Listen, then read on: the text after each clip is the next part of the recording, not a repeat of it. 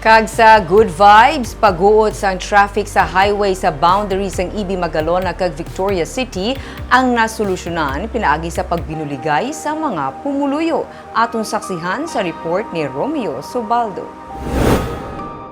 Sabado sang aga, nag-uot ang mga motorista sa may Malugo Bridge sa boundary sang Ibi Magalona kag Victoria City. Binutos nga nagahulat ang tanan nga makalabay. Sunod sa traffic enforcers, may truck na nagbalabag sa Taytay. Ibulbado ini sa aksidente sa kaagahon, kag liwat na nabuguan sa isa pagig kasalakyan sa pagkaaga abukon nga ang nagbalabag na sa highway. May daan man nga Taytay pero wala ini ginapalabyan sa mga salakyan kay nagauyog ang Taytay kag delikado sa mga motorista. Gayohob ang tunga, marusdak ni sa akong pagyanta.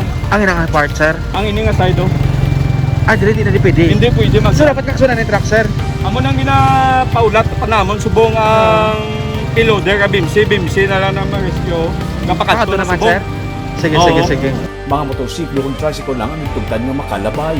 Gani sa masobra 30 ka minutos nga sarado ang Taytay, naguot gilayon ang mga salakyan gikan sa norte, amo man ang gikan sa sur. Sa matukiban ang inilang nga truck ang rason.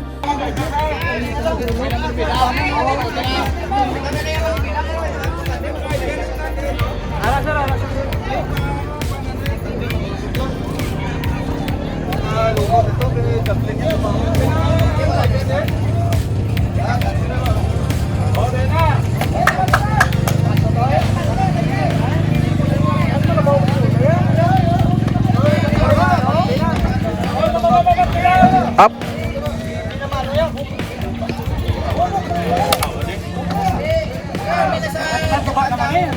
Matapos ang pila ka duso, naidugid man ang truck ang natagaan sang ligwa nga isa ka lane ang mga motorista para nga makatabok.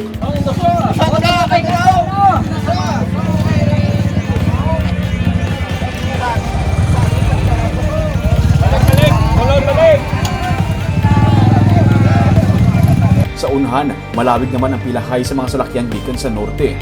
Ang problema, nalikawan nga maglala pagin pinaagi sa pagpanimwa sa mismo man nga mga motorista.